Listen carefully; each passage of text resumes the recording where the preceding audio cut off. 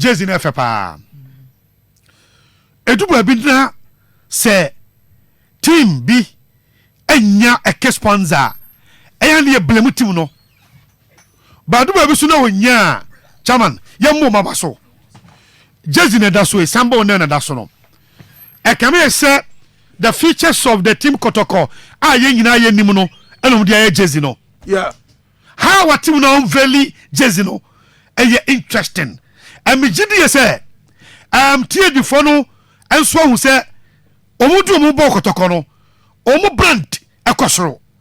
baletes omonte replica ne so ne bo te dodo ane Kotoko jersey replica no ane omonte so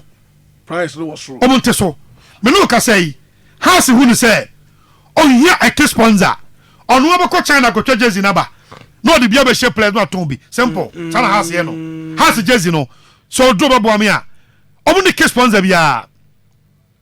team Koloko otie bi no omu de ko China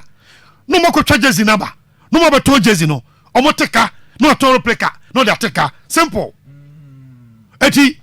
Kotoko on veli jersey na enam say THB I also torn into also 2 years extra careful not in the based on the unveiling enti the me win ya dia I am nwanwa ni in the collaboration with the whole brand ya kabom and the matches no aye fair said the beya replica beya kondo na supporters ato 94.1 FM and the minimum ka say team na Kotoko ne ko boy ya okwo no South Africa no aye Kaizer Chiefs what to replica about 1.3 billion rand Kapano Kaizer Chiefs oh yes 1.3 billion Kaizer Chiefs tell you enti they catch on say so Kotoko no replica no Kotobi come on offer so benyeska and what Kaizer Chiefs all right now yet here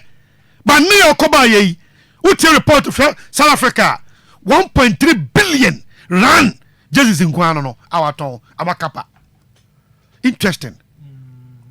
but udi o se be 200 e be 180 omunto de go munto and I make a show say e kamakati wise no just remember be 120 130 140 then carry so omunto now no aje abo akọ UK buy what the jersey be buy na United jersey obeka bomu no na ene number 8 point something million old currency but jersey ne ton wo kira esro ha omo ton 40 ni 50 Ghana cedis omo to what the compare material na je de buy na say je kan cho so the free UK unyini da NY so NY sports shop say oh yes say oh kakra bi latest but more rich pa and me catch we because we here ye hui me nyini say ebe braid ye je de buy no buy we replica no ba from 120 100 Ghana cedis obi abetobi yeah but 225 200 Ghana 240 economy ni my deal chairman the my tene comes the price 300 no the price might also na 225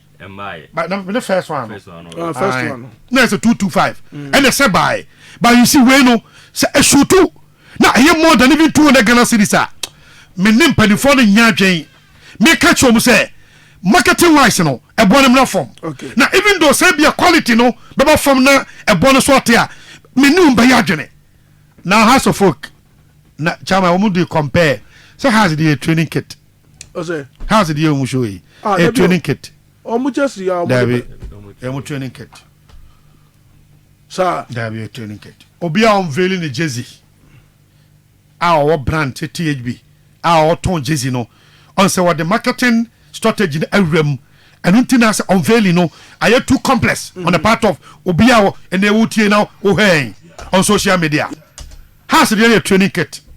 the idea about the training keke no but FAO and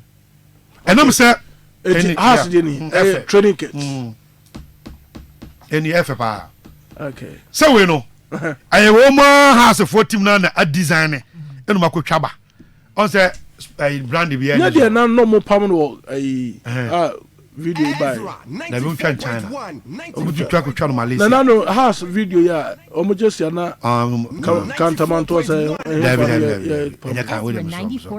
me busa da bi bia we o ma twa no China mo twa no Malaysia okay enya kantamanto de ni bia padawroma